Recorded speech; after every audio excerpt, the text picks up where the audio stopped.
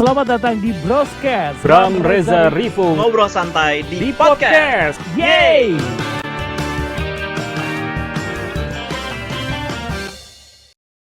Halo, balik lagi di Broscast Bram Reza Rivo Ngobrol santai di podcast. Dan ini episode yang spesial banget buat gue secara pribadi, karena ini menjadi episode lanjutan dari beberapa episode yang lalu. Karena kalau kalian ingat, di 2 episode sebelumnya gue wawancara Mas Alim Sudio, salah satu penulis dari Taol, dan banyak banget di situ dikasih bocoran gimana pemilihan cast, penulisannya, dan di situ banyak banget, atau ada satu nama yang kemudian sering banget disebut, yaitu nama Ika Natasha. Dan di episode kali ini gue akan langsung mengkonfirmasi sama yang punya, atau yang kalau novel kan anaknya ya, ini berarti ibunya.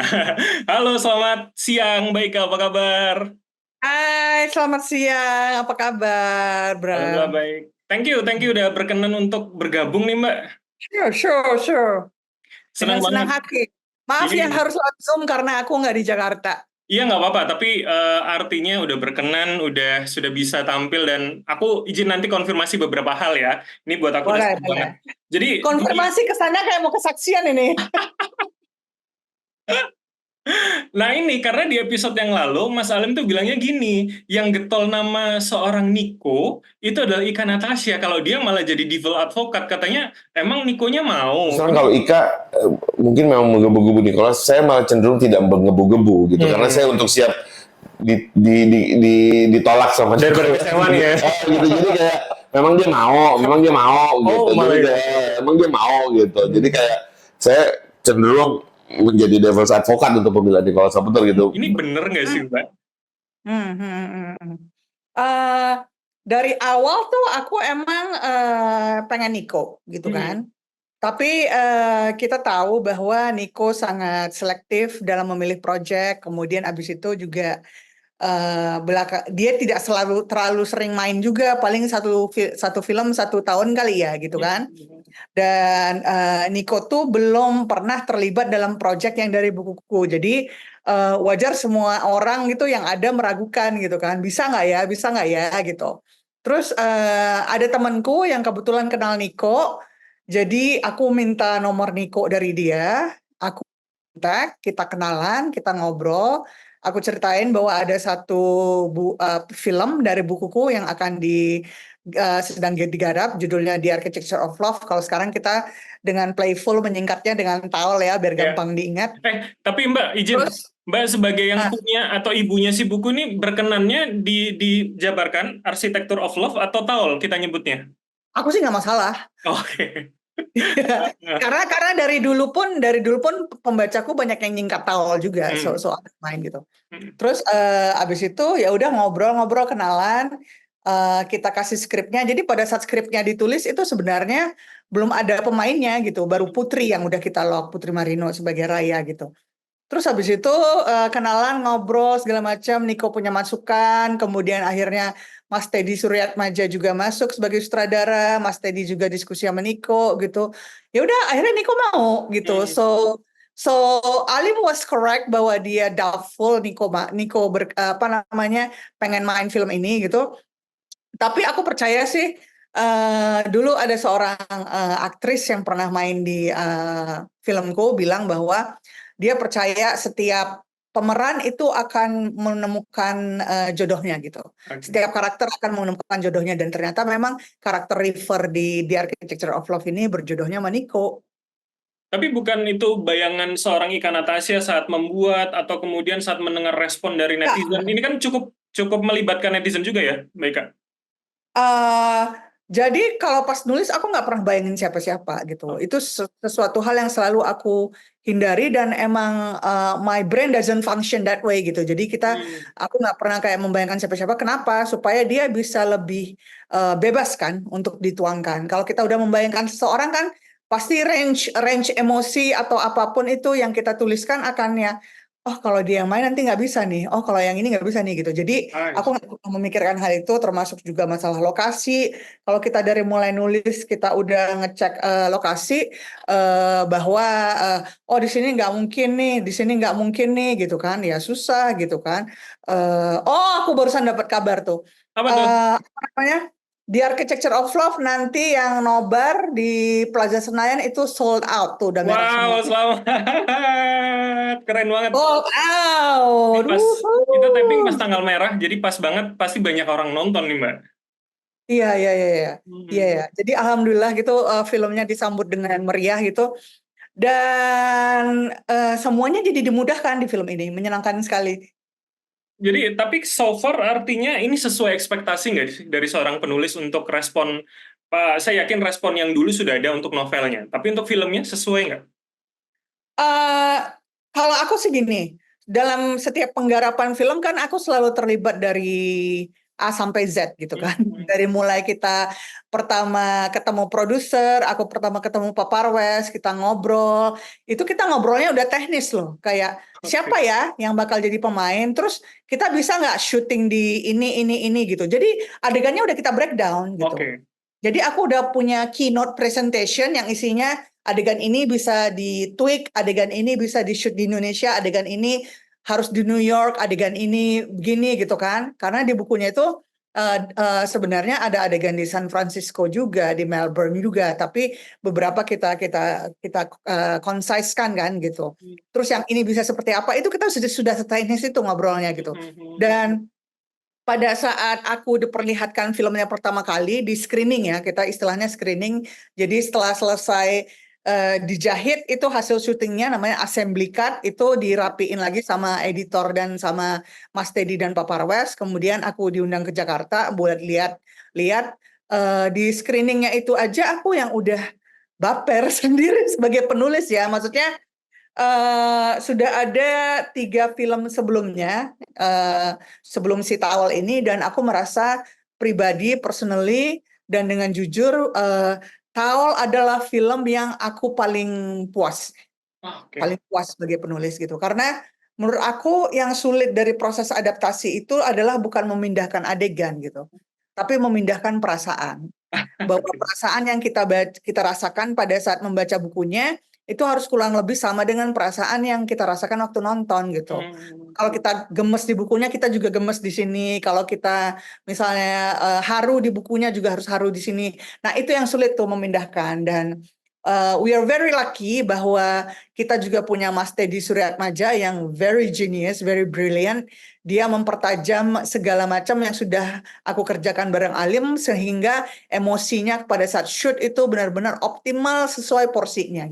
Nah, itu faktor pendukungnya apa? Apakah kemudian pemainnya yang sesuai artinya dengan kebutuhan Raya dan River, atau kemudian yaitu teknis-teknis pengambilan dan lokasinya? Ini kan yang romantis kayaknya lokasinya gitu, Mbak. Enggak sih, kalau kita di sini nggak pernah memandang lokasi itu sebagai sesuatu yang Kunci. apa ya, sesuatu yang kunci gitu. Karena sebenarnya kan kita nggak ngambil beauty shot gitu kan. Ini bukan film syuting di luar negeri yang menjual luar negerinya gitu, ya kan gitu. Tapi adalah yang kita tampilkan di sini ada ceritanya, dan perpaduan antara skrip yang kuat, penyutradaraan yang sangat sensitif dan delicate, digabungkan dengan peran aktor dan aktris yang di sini luar biasa, pas banget pada porsinya. Jadi semua pemain di film ini itu dream cast aku. Oke. Itu semua first choice-nya aku gitu. Jadi kebayang bahwa setelah mereka workshop, reading skenario segala macam, bisa chemistry-nya dapat dan tersampaikan seperti yang kita inginkan, itu sih luar biasa sih. Jadi ini sudah sesuai gitu ya dengan harapan seorang Ya, Ika. Nah, campur tangan netizen seberapa gede, Mbak, untuk kemudian paling tidak Putri dan Niko saja lah untuk 2 karakter ini? Kalau Putri kita nggak pernah nanya ke siapa-siapa, jadi itu murni pembicaraan antara aku dengan Pak Parwes berdua. Jadi waktu itu kita ngobrol siapa ya gitu kan. Terus nama Putri Marino muncul dan kita langsung yes. Dan pada saat kita hubungi Putri, ternyata Putri itu suka baca bukuku Oke. dan Taol adalah novel favoritnya. Bahkan di salah satu halaman Taol tuh dia sempat nuliskan I am Raya gitu. Saya adalah Raya gitu. Karena dia manifesting dia satu saat bisa main film. Jadi begitu dia dihubungi, belum ada skrip, dibilang perannya adalah sebagai Raya di Taol, dia langsung yes gitu. I see. Kalau Niko gitu, sebenarnya kan aku pengen Niko udah lama ya gitu. Cuma aku sendiri karena tidak kenal pribadi, aku sungkan gitu kan, sungkan untuk pendekatan ke Niko gimana ya caranya ya nanya gitu. Karena aku sebagai penulis itu mungkin this is very different dengan para penulis yang lain. Kalau aku tuh selalu suka pendekatan langsung ke aktor dan aktris yang akan main di filmku. Hmm. Kenapa gitu kan? Bukannya casting director gitu. Kenapa gitu? Supaya mereka juga merasakan betapa apanya ya, betapa hangatnya dan kuatnya universe di cerita ini gitu. Jadi aku waktu itu sungkan. Tapi kalau misalnya aku iseng nanya ya di X ya gitu atau di Instagram gitu kan, kalau kalian lagi baca Taol biasanya bayangin siapa gitu. Nah, nama Niko tuh sering banget disebut Oke. gitu. Jadi semangat daripada para netizen itu juga menumbuhkan keberanianku untuk akhirnya WhatsApp Niko dan memperkenalkan diri. Hai Nick, aku Ika, penulisnya di Architecture of Love gitu. So mereka perannya besar sekali dalam hal bahwa mereka ikut menghidupkan cerita ini sehingga kemudian jadi rame juga di bioskop kan gitu. Saya sebagai penonton tentunya nggak bisa memungkiri bahwa memang dua nama besar ini juga cukup menghidupkan film ini selain karena memang bukunya. Tapi izinkan saya juga tanya, gimana suasana kebatinan Mbak Ika atau lebih berbunga yang mana ketika hari ini melihat filmnya sudah tayang atau mendapatkan respon positif dari kedua bintang itu, Niko dan juga Putri, ketika pertama kali mereka mau untuk jadi River dan Raya, Mbak? Aku senang banget lah, obviously aku senang banget gitu kan. Aku yang langsung, yeay, alhamdulillah gitu. Terus tentu tapi bahwa kita mendapatkan cash yang tepat itu baru first step kan gitu. First or second step lah gitu. Masih panjang perjalanannya kan gitu. Bagaimana nanti mereka bisa menjiwai skenario, menyampaikan scene, dialog dan ekspresi segala macam dengan tepat gitu kan. Dan disitulah Mas Teddy Suryatmaja masuk kan sebagai sutradara. Beliau workshop dengan para karakter. Jadi cara kita workshop itu adalah gimana si sutradara dengan karakter itu bertemu, kemudian baca skenario bareng-bareng, membahas karakter. Nah, Mas Teddy melakukan itu dengan sangat delicate. Kita workshopnya panjang loh, 1 bulan. Oke.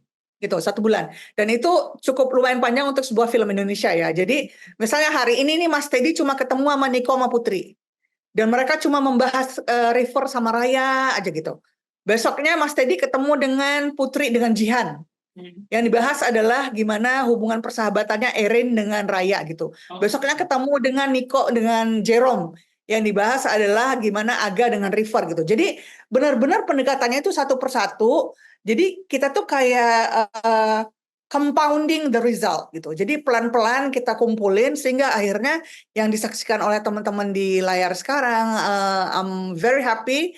Kalau tiap nonton, aku udah sekitar belasan kali ya nonton ya, karena banyak screening, nobar yang aku ikutan gitu kan. Dan aku biasanya kalau nobar, niat awalnya hanya menyapa, tapi akhirnya dinonton sampai habis juga. Dan selalu menarik untuk melihat ekspresi orang-orang yang nonton gitu. Karena apa ya, pas mereka gemes terus teriak tadi malam tuh aku barusan nobar sama alumni SMA ya, isinya cewek-cewek semua seumuranku. Waduh, itu emak-emak pada baper semua tuh yang langsung gitu kan, jerit-jerit kan. Jadi it was so fun dan mereka bawa anaknya yang udah teenagers juga, yang teenagers juga baper gitu. So it's very nice bahwa akhirnya Taol itu bisa menghadirkan suatu tontonan yang romantis gitu kan, optimistik dan manis buat para penonton. Salah satu poin Mas Alim juga mengatakan gitu, Pak, waktu kita ngobrol waktu itu katanya ini kayaknya cocok untuk semua umur karena bicara soal percikan-percikan itu kan semua orang merasakan gitu loh.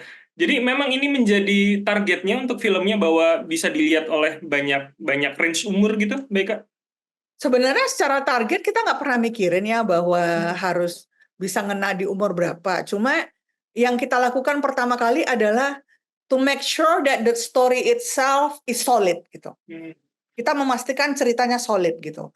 Ketika kita memastikan ceritanya sudah solid, sudah feel-nya dapet gitu kan, kemudian alunan emosinya itu mengalir lancar, flow-nya enak gitu kan, adegan demi adegannya itu menarik karena seperti yang dibilang Mas Teddy, dia bilang film is about moments. Oke. Film itu adalah bicara momen gitu. Jadi harus ada momen-momen yang memorable buat orang saat menonton, dan itu yang alhamdulillah bisa kami jahit di film ini, sehingga waktu penonton itu nonton, baik dia pembaca maupun non pembaca, dia menangkap momen-momen itu gitu. Oh, ini momen sweetnya, oh ini momen harunya gitu, oh ini momen lucunya gitu. Dan at every single screening, dalam setiap screening yang aku hadirin, itu reaksinya mirip gitu, bahwa oh momen lucunya di sini semuanya ketawa gitu, oh momen harunya di sini gitu. Jadi kita bisa bilang bahwa sebenarnya tanpa kita rencanakan, si Towel ini bisa nge-reach berbagai umur, berbagai kalangan. Kayak kemarin tuh aku dapat message dari seorang pembacaku yang ternyata sudah umurnya seumur mamaku gitu ya. Dia nonton Towel bareng suaminya di ulang tahun suaminya ke-66. So, jadi date night gitu.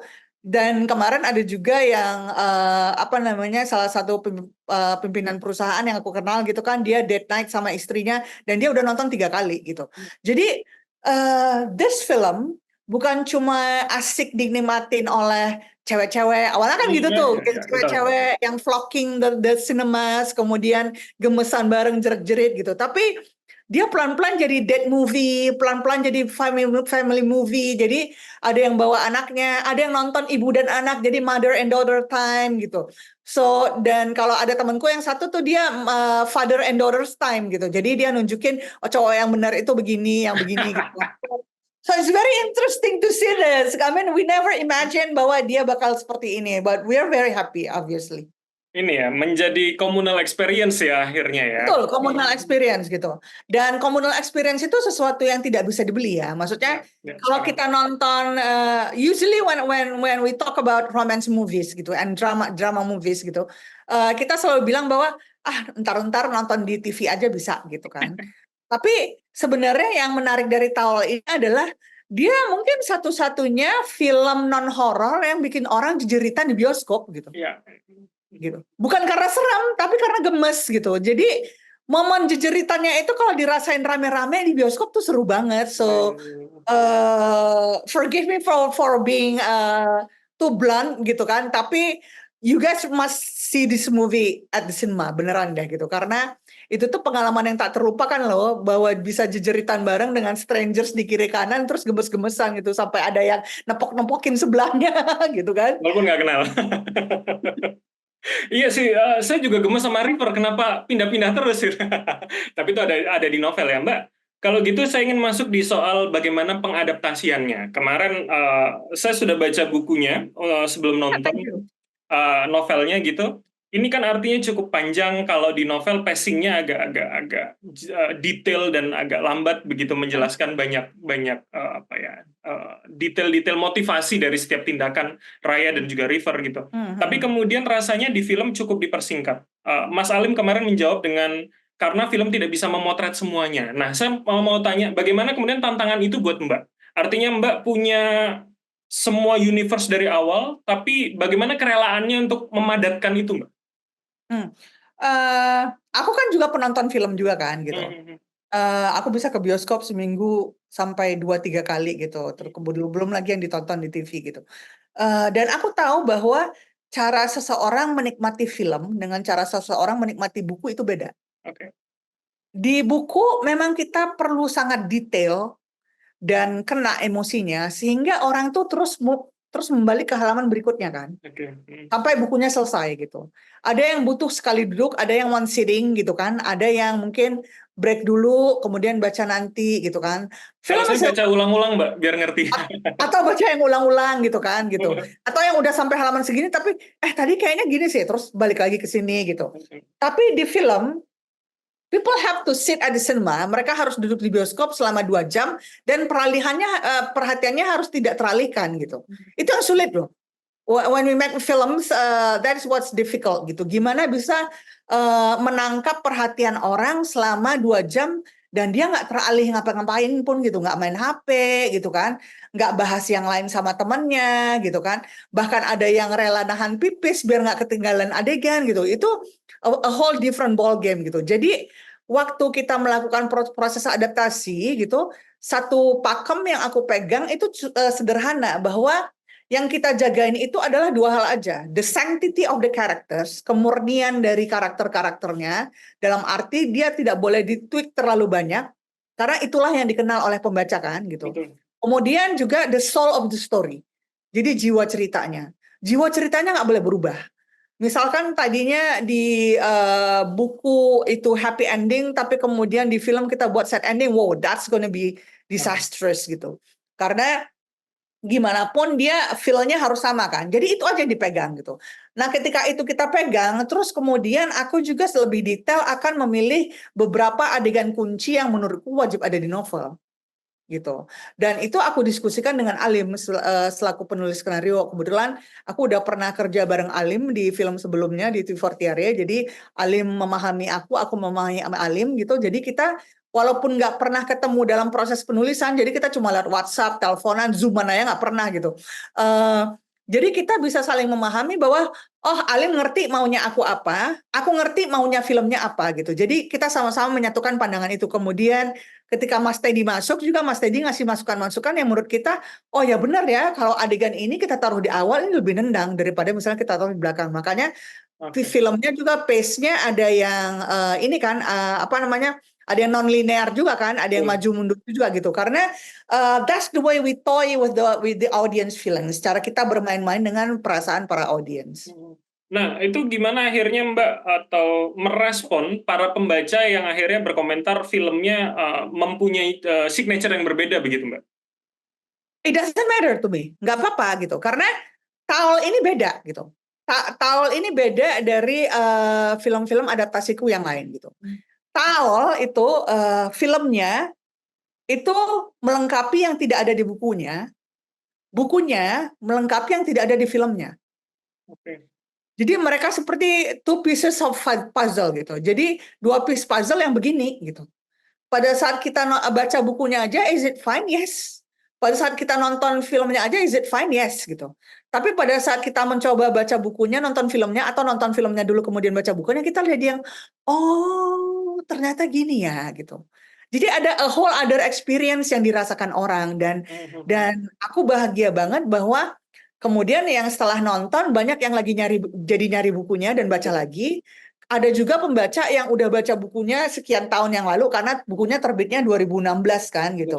Mereka baca that's 8 years ago gitu, 8 tahun yang lalu. Kemudian setelah nonton filmnya mereka baca lagi dan mereka jadi punya pengalaman membaca yang berbeda gitu. Dan sebenarnya kan itu ya bahwa saat kita menikmati seni, baik itu mau buku, film, lukisan, musik, it's all about experience. Kita sedang bicara pengalaman personal, how we are connected to the story gitu. Gimana kita terhubung dengan cerita itu.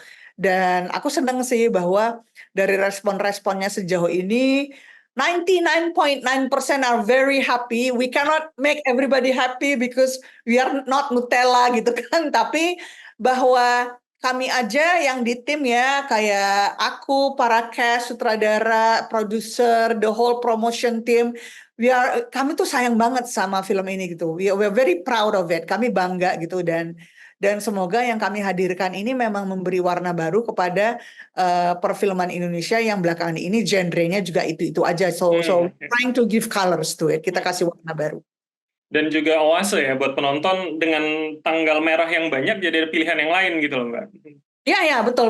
Jadi kalau yang biasanya ke bioskop karena ingin merasakan rasa A, kita kasih ada rasa B loh kalau mau nyoba gitu ini kan. Kegemesan ya lebih tepatnya. Kegemesan gitu karena kita di umur berapapun kegemesan itu still matter loh. Sepakat. Kan, gitu. Kita tuh butuh sesuatu di tengah hari-hari yang berat, banyak pikiran, banyak urusan segala macam, pusing gitu. Terus nonton film ini, HP-nya dimasukin tas atau disakuin, nggak usah didengerin gitu. Dan kita cuma get sucked into the story, terhisap dalam ceritanya selama 2 jam. Keluar dari situ terus senyum-senyum sendiri kan happy ya. Betul. Dan mungkin sedikit membayangkan dan merelitkan personal kita kepada ceritanya gitu ya. Betul. Ada yang kemarin yang ngomong sama aku, sejak nonton Taul, aku jadi punya keberanian untuk menyatakan perasaanku sama gebetanku gitu. Karena di Taul kan kita bilang gitu kan bahwa mencintai itu menyenangkan gitu kan. jika berbalas tentu akan lebih menyenangkan, tapi berani mencintai aja itu sudah begitu membebaskan gitu. Itu So, kalimat yang di itu ya. Aduh, saya dari tadi pengen ngomong tapi takut spoiler. iya ya, nggak boleh disebut siapa yang bilang.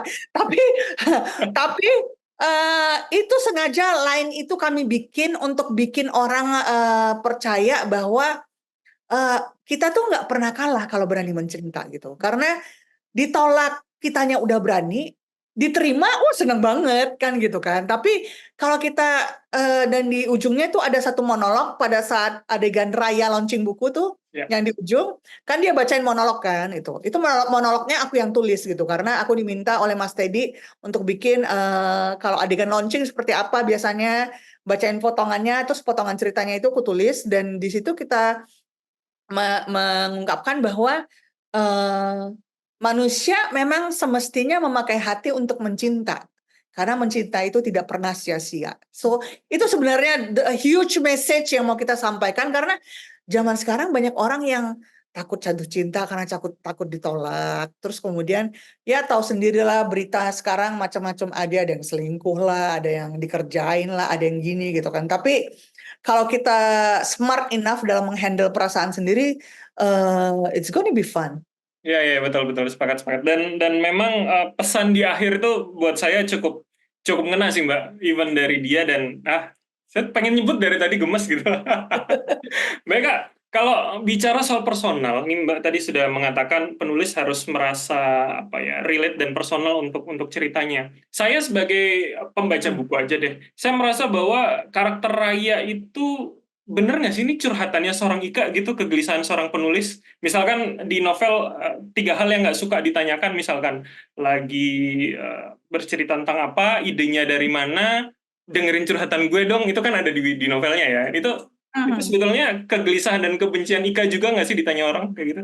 Enggak sih, kayak waktu pertama nulis novel ini kan sebenarnya dulu aku di-challenge untuk nulis cerita ini oleh Twitter Indonesia ya. Dulu kan belum X ya namanya Twitter gitu. Ya. Jadi setelah aku menulis Critical Eleven dan nulis Critical Eleven itu butuh 3,5 tahun. Jadi I was very exhausted, sangat capek gitu mentally and emotionally. Jadi aku mau break sebenarnya. Terus tapi kemudian Twitter Indonesia kontak aku dan bilang, kita lagi ada fitur baru di Twitter namanya polling yang kita bisa milih-milih itu. Dulu kan itu hal baru ya, sekarang udah biasa dipakai. Dan kita pengen bikin cerita bersambung di Twitter, kemudian pembaca bisa milih alur cerita berikutnya mau gimana gitu. Nah, aku pikir ini menarik ya, walaupun aku capek gitu ya, ini aku ambil nggak nih tawarannya ya gitu. Tapi kemudian aku bilang sama Twitter, give me a week, kasih aku seminggu untuk aku mikirin gitu. Karena ide ceritanya harus duduk dulu nih kan, kalau berani mengambil tantangan seperti itu. Karena nggak seperti biasanya, kalau aku nulis novel aku suka-suka loh. Aku nggak pakai outline, aku nggak punya deadline gitu. Jadi penerbitku pokoknya pasrah lah gitu kan, kapan aku Telepon selesai. editor juga nggak kayak Raya gitu? Tidak gitu. Karena aku dari awal udah bilang sama sama penerbitku bahwa my main concern is work gitu kan. Aku sehari-hari kan kerja di bank ya.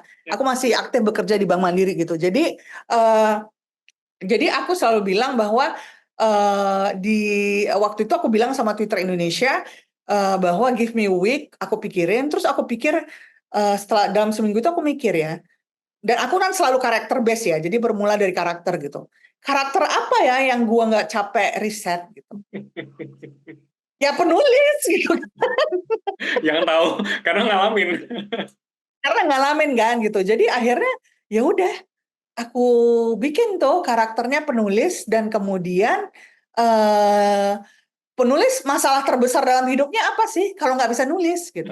Kenapa dia nggak bisa nulis? Banyak alasannya. Salah satunya itu yang paling ekstrim kalau dia kehilangan muse-nya gitu, kehilangan sumber inspirasinya gitu. Ya udah berangkat dari situ aja ceritanya terus mengalir aja ceret gitu kan. Jadi aku bisa cerita ya dari pengalaman pribadi misalnya random lagi di mana terus dia datangin pembaca yang minta foto bareng, I've been there gitu.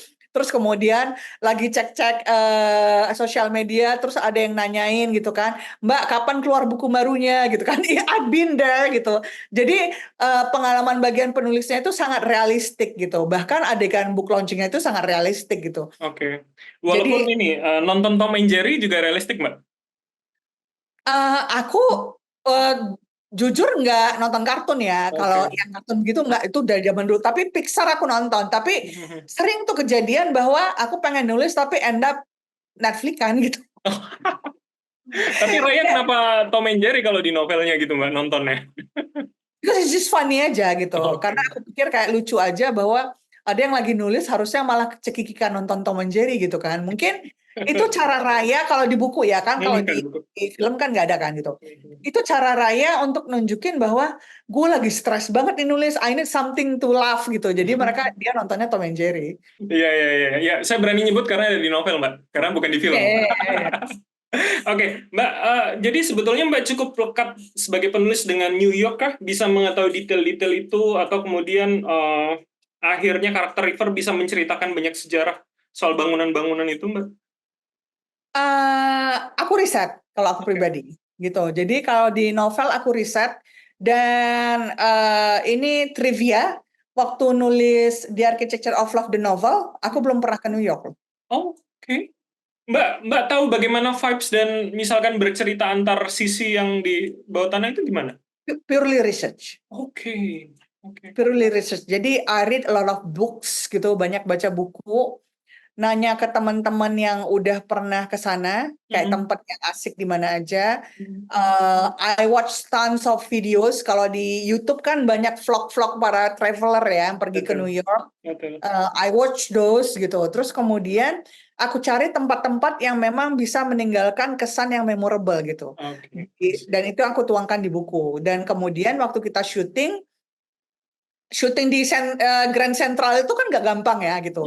You have to be Hollywood class buat syuting di situ gitu. Tapi kita berhasil kan dapetin lokasinya, terus mereka beneran ngerasain gitu kan. Dan kenapa adegan itu aku bikin, banyak kemarin yang nanyain soalnya, kenapa Mbak harus ada adegan bisik-bisikan ke dinding gitu. Karena sehari-hari dalam hidup, kadang kita ada pengen menyatakan perasaan atau sesuatu kepada seseorang, tapi kita nggak berani ngomong langsung sama dia. Jadi kita kayak berceritanya kepada rumput yang bergoyang kan. Kalau di sini aku ceritain bahwa simbolismenya adalah mereka saling whispering dari di situ gitu. Jadi itu experience yang juga pengen aku berikan, dan kemarin banyak yang nyebut juga pas habis nonton, jadi pengen ke New York. Aku langsung bilang Bismillah bisa, karena setelah waktu itu rilis di Twitter itu kita dapat 15 million impressions gitu. Jadi impressionsnya banyak, kemudian pembacanya juga banyak yang ikutin gitu. Pas kita launching bukunya itu sold out dalam hitungan menit. Itu yang ngantri buat beli bukunya itu sampai 11 lantai, karena waktu itu kita ngadain acaranya di Ballroom Hotel, jadi mereka ngantri di tangga darurat sampai lantai 11. So it was crazy gitu. Dan bukunya langsung bestseller. Jadi hal-hal kejutan-kejutan manis ini terus datang di cerita ini yang bikin aku, oh this is so sweet gitu. Dan Twitter waktu itu aku nggak dibayar sama sekali sama Twitter. Cuma aku bilang sama mereka, kalau seandainya project kita berhasil, berangkatin aku ke New York ya gitu. Jadi berangkat setelah bikin novelnya? Ya, diberangkatin ke New York gitu. Dan dibayarin selama seminggu penuh. Dan di hotel di Manhattan lagi, bukan yang di pinggir-pinggir. So menyenangkan sekali. Akhirnya tempat-tempat yang tadinya aku tulis di buku tuh aku bisa lihat langsung. Terus aku perginya kan berdua sama orang Twitter ya gitu kan di sana. Kita nyobain tuh Whispering Gallery. Bener. Nyobain beneran gitu. Dan kita bilang kita mau live ya nanti kalian tonton ya gitu kan. Beneran tuh pembaca tuh kan rentang waktu kan 12 jam ya. Iya. Bukan, jadi kita misalnya live jam 1 siang, ya mereka nontonnya jam 1 dini hari kan gitu. Mereka tungguin, mereka beneran menyaksikan kami bisik-bisikan di situ. So buat aku satu hal yang penting bagi aku sebagai penulis adalah selalu melibatkan pembaca dalam pengalaman-pengalaman manis yang ada di bukuku dan karyaku. Jadi pembaca pun ikut tumbuh bersama dengan Ika Natasha ya, seperti kita ikut dengan karakter gitu loh. Ya, dan aku doakan semoga yang pengen ke New York tadi nanti ada rezeki waktu dan finansial dan kesempatan untuk melakukan. Kalau Raya bilang di novel itu kan New York itu orang ke New York selalu punya harapan, apapun harapannya. Yeah. It's the city where every dreams come true kan. Tidak bisa jatuh cinta dengan kotanya atau kemudian jatuh cinta dengan orang di kota itu ya. Oke.